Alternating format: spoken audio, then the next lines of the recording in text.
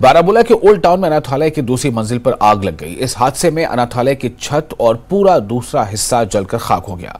हालांकि हादसे में कोई घायल नहीं हुआ है, कोई जानी नुकसान नहीं हुआ है। अनाथालय में विभिन्न क्षेत्रों की 50 अनाथ लड़कियां हैं और इस हादसे के बाद डीजीपी आर स्वैन ने भी एसएसपी के साथ जाए हादसा का दौरा किया और पुलिस की तरफ से हर मुमकिन मदद का यकीन भी दिलाया।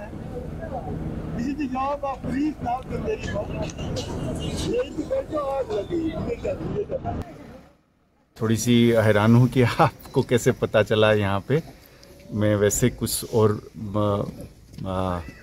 मकसद से दौरे पे आया था, तो वाकई में मैं मीडिया के साथ इस वाली दौरे पे मेरा कोई मकसद नहीं था कि करूं, पर आप आ गए हैं तो एक हादसा हुआ था, तो हमको लगा कि हम अगर मौजूद हैं तो हम मिल लें। इस तरीके की जो एफर्ट से जो नेक इंसान नेक काम करते हैं उनकी मदद हर सोसाइटी को करने से आएगा। जाती तौर पे भी हम इसमें कमिटेड हैं। और इस वक्त फोन लाइन पर हमारे साथ मौजूद हमारे रिपोर्टर सज्जाद ज्यादा जानकारी के साथ। सज्जाद, क्या अब तक का अंदाजा लग पाया है कितना नुकसान हुआ और ये आग कैसे लग गई? जी विशाल, कहा जा रहा है कि शॉर्ट सर्किट की वजह से आग लग गई। जो छत है, जो पहली दूसरी मंजिल है, उसमें भी नुकसान हुआ काफी। बच्चों के कपड़े वगैरह भी जल गए। एक्चुअली मैं आपको बता दूं कि ये पीपल्स एजुकेशन ट्रस्ट इस दारुल मुजफ्फर करके यतीम खाने को चला रहा है। ओल्ड टाउन में वाक़ा है, काफी सालों से चल रहा है, जहाँ पे यतीम बच्चियां जेर तालीम है और वहाँ पे उनका खाने पीने का इंतजाम रखा गया और बाकी स्कूलों में वो तालीम हासिल करती हैं और शाम को वो वहाँ पे आके वहाँ पे रहती हैं। तो कोई शाम के टाइम कहा जा रहा है कि शॉर्ट सर्किट की वजह से ऊपर वाली मंजिल में आग लगी, छत में आग लग गई। तो आग बुझाने की कोशिश की गई, ताहम छत और ऊपर वाली मंजिल को काफी नुकसान पहुंचा है। उसके बाद डायरेक्टर जनरल ऑफ पुलिस जो ऑफिशियल दौरे पे थे वहां पे, तो उन्होंने भी वहां पे जाके उनके हालचाल पूछा और इस बात का यकीन दिलाया कि जो भी नुकसान हुआ है वो हम मिल के इसको पूरा करेंगे और इसको जल्द से जल्द कोशिश करेंगे कि असर नौ तामीर करने की ऊपर वाली मंजिल की। जी विशाल। जी सज्जाद, जिस वक्त आग लगी तो क्या उस दौरान वहां यतीम खाने में बच्चे थे? बिल्कुल, जैसे आपने भी कहा कि 50 बच्चे वहाँ पे जेर तालीम हैं या वहाँ पे रह रही हैं, लेकिन उनमें से बेशतर जो हैं बच्चे वो अपने अपने घरों को चले गए थे।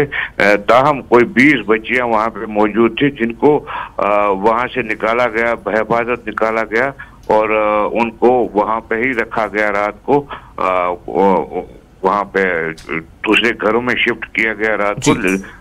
खुशी की बात यह है कि किसी के जख्मी होने की कोई जख्मी नहीं हुआ इस हादसे में। अलबत्ता फायर सर्विस और मकामी नौजवान ने फौरी तौर पर आग पे काबू पा लिया। जी सज्जाद, जाहिर है इसमें नुकसान तो काफी हुआ होगा, जो माली नुकसान है या जो सामान है या खाने पीने का सामान या कपड़े लत्ते, तो ऐसा क्यों कर हो पाया कि वहां डीजीपी भी पहुंच गए? क्या वो उन्हें खबर मिली थी इस बारे में या फिर वो इस इलाके में थे इत्तेफाकन वो तो फिर वहां उस तरफ आ गए? नहीं, डीजीपी जो थे वो अपने ऑफिशियल दौरे पे थे, बारामूला दौरे पे। जब पुलिस को पता चला कि आग लग गई वहां पे, तो डीजीपी जाहिर किया कि वो भी वहां पे जाएंगे, वो भी उन बच्चों से हालचाल पूछेंगे को देखेंगे और खुद देखेंगे कि नुकसान कितना हुआ है। और जैसे मैंने आपको बताया कि उन्होंने वहां पे यकीन दिलाया कि पुलिस अपनी तरफ से भी इस यतीम खाने को मदद करेगी ताकि इस आशियाने को जल्द से जल्द असर नौ छत का काम किया जाए और असर नौ तामीर करने में वो भी मदद करेंगे। जी सज्जाद, बहुत शुक्रिया आपका तमाम जानकारी के लिए। तो ये जो आप तस्वीरें देख रहे हैं और इसमें सीधे तौर पर ये समझा जा सकता है कि यतीम खाना है जहां बच्चे रहते थे, यहाँ वो उनका क़याम होता है, वहाँ वो पढ़ते भी हैं और इस यतीम खाने में ही आग लग गई थी। लेकिन इसमें कोई जानी नुकसान नहीं हुआ और यहाँ तक कि कोई घायल भी नहीं हुआ, चूँकि उस वक्त जिस वक्त ये आग लगने का वाक़या पेश आया है उस वक्त वहाँ बच्चे नहीं थे।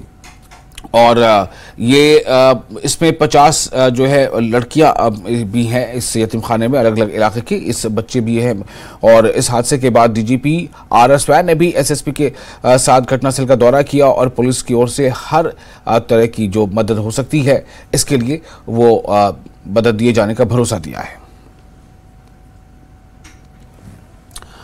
और बांडीपुरा पुलिस ने पीर की शाम को एक इंसानी स्मगलिंग गैंग का पर्दाफाश करते हुए रोहिंग्या शहरी मंजूर आलम समेत 5 मकामी लोगों को गिरफ्तार किया है। पुलिस के एक आला अहदेदार ने बताया कि ये नेटवर्क रोहिंग्या ख्वातीन को बांग्लादेश के रास्ते स्मगल करके जम्मू कश्मीर यूटी के अंदर मकामी लोगों के साथ पैसों के एवज शादियां करवाने में मुलविस था। पुलिस इस मामले में बड़े पैमाने पर जांच शुरू कर चुकी है।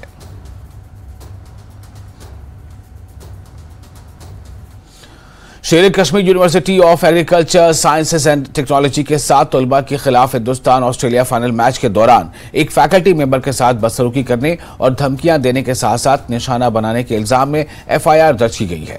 फैकल्टी मेंबर ने इल्जाम लगाया कि इन्हें वर्ल्ड कप मैच के दौरान हिंदुस्तानी टीम को सपोर्ट करने पर निशाना बनाया गया और इन तलबा की जानिब से पाकिस्तान के हक में नारे भी लगाए गए। इन तलबा के खिलाफ पुलिस ने अनलॉफुल एक्टिविटी प्रिवेंशन एक्ट 1967 और IPC के तहत कार्रवाई करते हुए FIR दर्ज की है। मुल्क की आजादी के बाद बांडीपुरा के सरहदी इलाके गुरेज में पहली बार बिजली पहुंच गई है। जम्मू कश्मीर यूनियन टेरिटरी के लेफ्टिनेंट गवर्नर मनोज सिन्हा ने इसे गुरेज के लिए एक तारीखी दिन करार दिया। मनोज सिन्हा ने कहा कि पहले मरहले के तहत गुरेज के 1500 सार्फिन को बिजली मैसर होगी और फिर मरहलावार तरीके से पूरे खित्ते को बिजली फराहम की जाएगी। यहाँ यह बात काबिल जिक्र है कि गुरेज आज तक बिजली से महरूम था और पूरे गुरेज खित्ते को जनरेटरों के जरिए कुछ वक्त के लिए बिजली फराहम की जाती थी।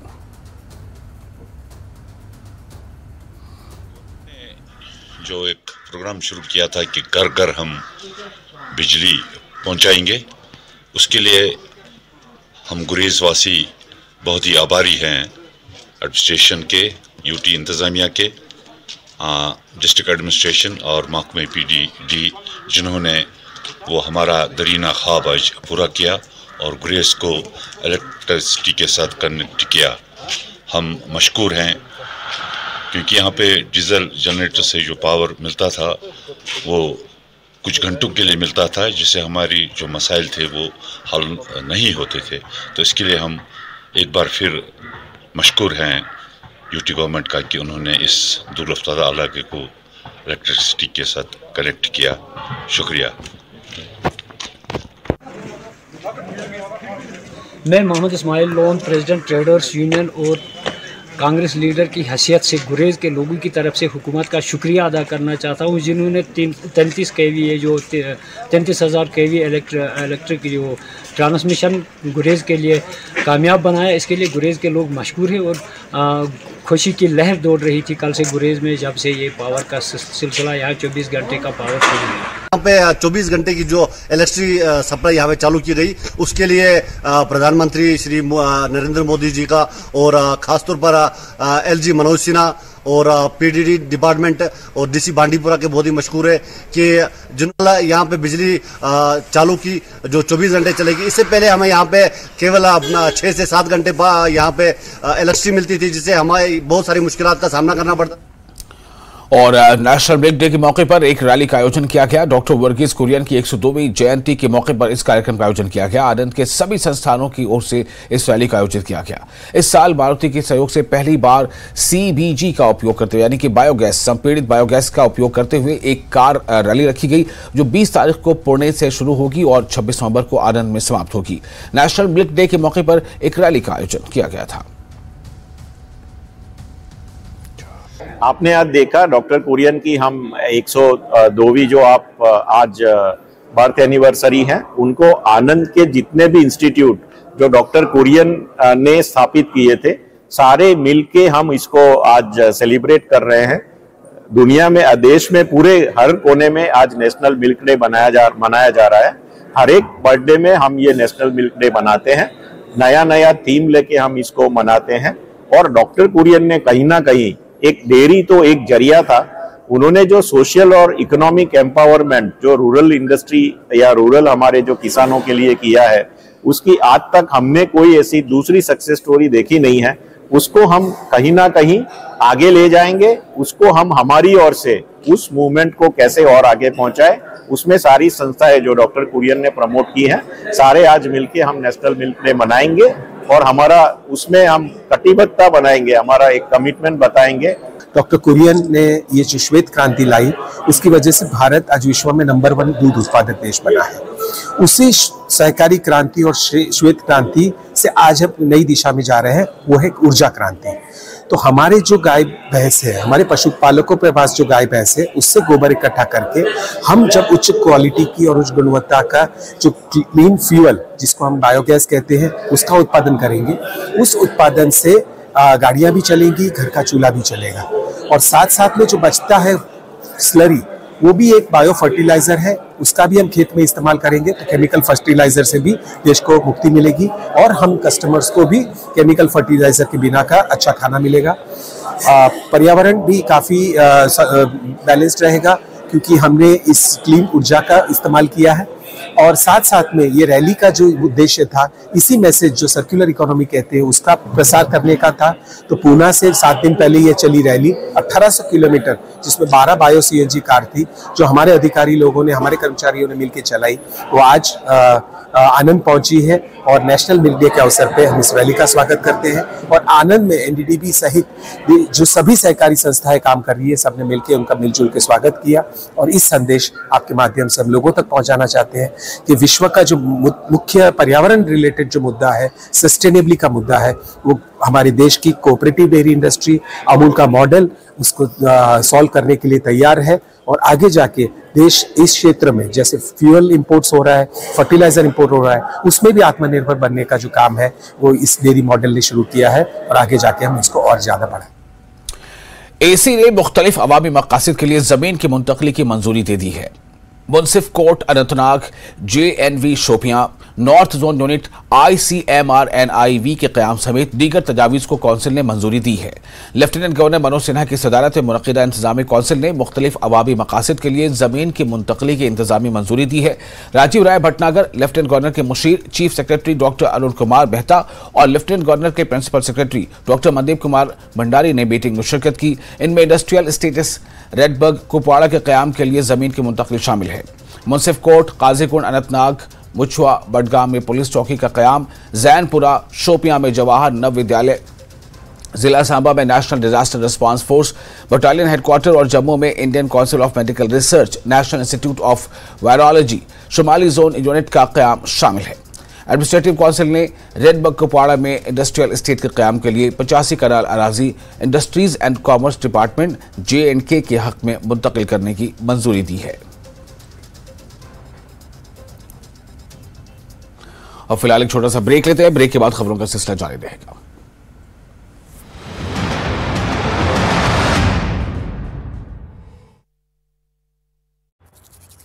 कट के कई निशान, सिक्योरिटी गार्ड हॉस्टल ने बेसमेंट में देखा खून से लथपथ शव, पुलिस की जांच में गर्लफ्रेंड से विवाद को लेकर हत्या। नोएडा में कार में जिंदा जलकर 2 दोस्तों की हुई मौत, दोनों ही थे बचपन के दोस्त, दोनों साथ में एक पार्टी में थे, जहां से लौटते समय कार में लगी आग, गाड़ी में बैठे बैठे ही दोनों की मौत हो गई। गुजरात के सौराष्ट्र और उत्तर गुजरात समेत पूरे राज्य में बेमौसम बारिश का कहर जारी, राज्य में अलग अलग जगहों पर बिजली गिरने से 14 लोगों की मौत, मौसम विभाग के मुताबिक अगले 5 दिनों तक होगी बारिश। बिहार में जातीय गणना की तरह शराबबंदी पर भी सर्वे के सीएम नीतीश ने दिए निर्देश, नशा मुक्ति दिवस पर कहा शराबबंदी पर लोगों की राय जानना जरूरी। पटना में जेडीयू की भीम संसद में सीएम नीतीश ने विशेष दर्जे के मुद्दे पर एक बार फिर केंद्र सरकार को घेरा, कहा विशेष राज्य के दर्जे के लिए चलेगा अभियान। पश्चिमी सिंहभूम के कोल्हान जंगल में नक्सलियों के 3 बंकर ध्वस्त, 1 आईईडी बम नष्ट, विस्फोटक सहित कई सामान बरामद। यात्रियों और छात्रों के बीच विवाद में जयनगर समस्तीपुर पैसेंजर ट्रेन पर पथराव, कई बोगी के शीशे टूटे, हिरासत में एक युवक, 5 पर प्राथमिकी दर्ज। बेतिया में ट्रक से 50 लाख की शराब जब्त, 2 तस्कर गिरफ्तार, पंजाब से लाई जा रही थी शराब।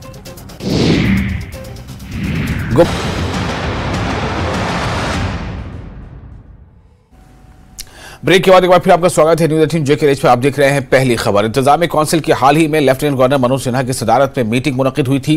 काउंसिल ने 4 नई इंडस्ट्रियल एस्टेट्स के कयाम के लिए इंतजामी मंजूरी दी है, जिनमें बुढ़ी कठुआ, मेडिसिटी जम्मू, चांदगाम और लेलहार पुलवामा में इंडस्ट्रियल एस्टेट्स शामिल हैं। एलजी इंतजामिया की जानिब से नई इंडस्ट्रियल एस्टेट्स के कयाम के लिए किए गए फैसले से जम्मू कश्मीर में सनत, तिजारत और तिजारत से वाबस्ता लोगों के चेहरों पर खुशी की लहर दौड़ गई है।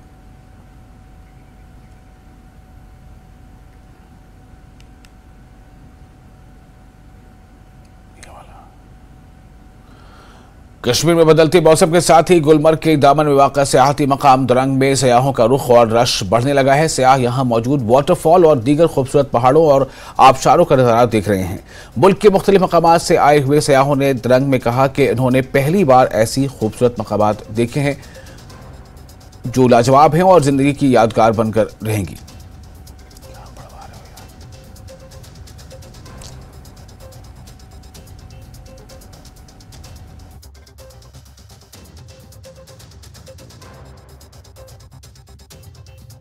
डिवीजनल कमिश्नर जम्मू रमेश कुमार ने झीरी मेला 2023 का इफ्तिताह किया। इस दौरान उन्होंने बाबा जीतू के बाजार पर सजदा किया और बाद में दंगल का इफ्तिताह किया। अकीदतमंदों के जबरदस्त रश के दरमियान अकीदतमंदों के लिए सहूलत का मुआयना किया। न्यूज 18 से बात करते हुए डिवीजनल कमिश्नर जम्मू रमेश कुमार ने कहा कि झीरी मेला हर साल एक किसान संत बाबा जीतू की शहादत की याद में मनाया जाता है। जमींदार के जाबराना मुतालबात के खिलाफ इन्होंने तकरीबन 500 साल कबल एहतजाज में अपनी जान दे दी थी। अकीदतमंदों के बढ़ते हुए रश को मद्देनजर रखते हुए इंतजामिया अकीदतमंदों के लिए मुनासिब सहूलियात को यकीनी बनाने के लिए हर मुमकिन इक़दाम कर रही है। डिवीजनल कमिश्नर ने इन अकीदतमंदों का खैर मकदम किया।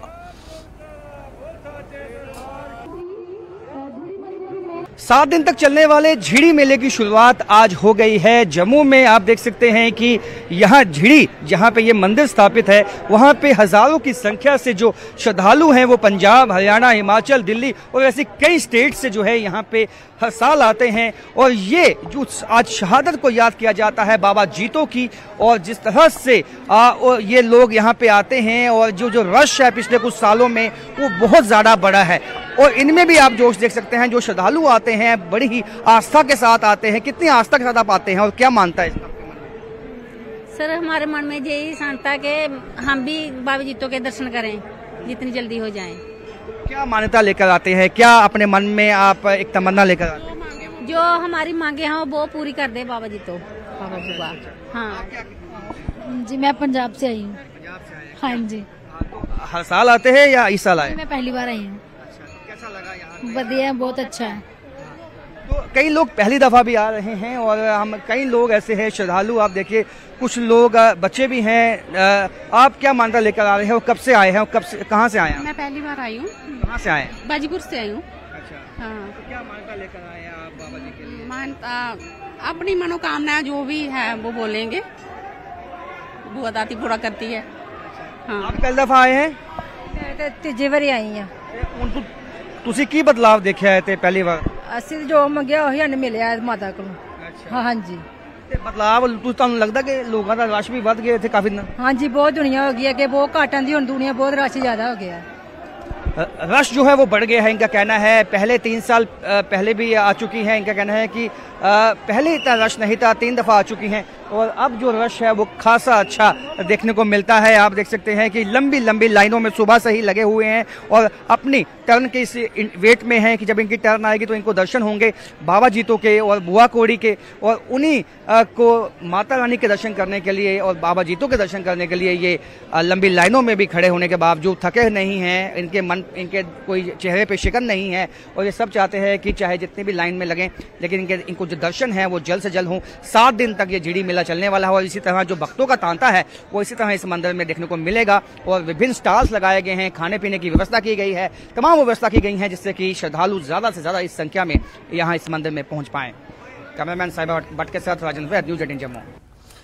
और फौज के 42 RR की जानिब से 17 त्राल के लोगों के लिए एक मुफ्त मेडिकल और वेटनरी कैंप का इनेकाद किया गया, जिसमें इलाके के लोगों ने बढ़ चढ़कर हिस्सा लिया। कैंप के दौरान फौज ने लोगों में इलाज और मुआवजे के साथ साथ मुफ्त दवाइयां तकसीम की, जिसमें इलाके के लोगों ने 42 RR का शुक्रिया अदा किया और उम्मीद जाहिर की कि इलाके में आगे भी ऐसे कैंपों का इनेकाद अमल में लाया जाएगा। 42RR ने जो हमारे इलाके में ये मेडिकल कैंप रखा है, दोनों का, मवेशियों का भी और इंसानों का भी, तो यहाँ पे लोगों को बहुत फ़ायदा मिल रहा है। यहीं पे डॉक्टर साहब इनको चेकअप भी करवाते हैं और दवाई भी देते हैं। हम बहुत ही शुक्रगुजार है 42RR आसाम के, जिन्होंने ये कैंप यहाँ पे इनकाद किया। इस कैंप का, इसमें लोगों को फ़ायदा भी मिल रहा है और बूढ़े जवान बच्चे सबको दवाई भी मिल रही हैं और ऑनलाइन डॉक्टर साहब भी देख रहे हैं उनको। तो हम चाहते हैं कि आगे भी यही कैंप ऐसे ही हमारे गाँव में या इस इलाके में होने चाहिए ताकि गरीब लोगों को इसका फ़ायदा मिल सके। ये जो प्रॉब्लम गुपन हज प्रॉब्लम इंजेक्शन वेटनरी तस वस मैसर, मगर 42RR कर तमाम मेडिसन यह सोन सोरे योत सनत अम कि गई सहूलियत, अम सह सहूलियत सन गुपन मवेशी तम क्या प्रॉब्लम सह गई हल। एवरमेक्टिन कोर अड़न कर इंजेक्शन ताकती इंजेक्शन क्या प्रॉब्लम सह गई तम दूर सठा शुक्रगुजार 42RR और अमिक स्टाफ जिला हेडक्वार्टर रामबन में फ्लाईओवर पर से ट्रैफिक की नकल हरकत को मुंतकिल करने जाने के बाद रामबन बाजार के दरमियान में ड्रेनेज सिस्टम सड़क की कुशादगी के लिए कॉन्ट्रैक्ट व ब्लैक टॉप का काम, कंक्रीट के साथ साथ कंक्रीट और ब्लैक टॉपिंग का काम शुद्धमत से जारी है। गुज़िश्ता 2 हफ्तों से दिन रात जारी काम की वजह से काफ़ी सरत मिली है और उम्मीद है कि आने वाले 1 हफ्ते के अंदर रामबन बाजार का कैफेटेरिया पूर ये पेट्रोल पंप पुलिस नाका तक मुकम्मल हो जाएगा और आवाम को राहत होगी। वाज़ेह है कि गुज़िश्ता कई सालों से फ्लाईओवर के तामीरी काम के दरमियान रामबन बाजार में ट्रैफिक जाम गर्द गुबार से आम आवाम को सख्त मुश्किलात दरपेश थी। ताहम अब फ्लाईओवर और पुल के बाद रामबन बाजार के अंदर भी तजदीद व मरम्मत का काम तेज़ी से जारी है और आवाम को इसकी भी जल्द राहत मिलने वाली है। कंक्रीट अपने सेटिंग काम तो डे एंड नाइट चल रहा है, जो हमें जिम्मेदारी मिली है वो हमें पूरा करना है। हम जल्द से जल्द कंप्लीट कर देंगे, 5-7 दिन के अंदर कंप्लीट कर देंगे। काम तो दिन रात चल रहा है, अब देख ही रहे। क्या क्या पार्ट्स है इसमें, कंपोनेंट्स क्या क्या है? इसमें से कुछ कंक्रीट वर्क है, पीटी वर्क है वगैरह, वो उसमें कंप्लीट ड्रेन का था, ड्रेन ऑलमोस्ट कंप्लीट हो गया है। ठीक है, तो बस बाकी यही रह गया, अभी कंक्रीटिंग कर रहे हैं जो इस वक्त कंटिन्यू चल रहा है। ठीक है, और इसके साथ ही इस बुलेटिन में फिलहाल इतना ही, लेकिन न्यूज़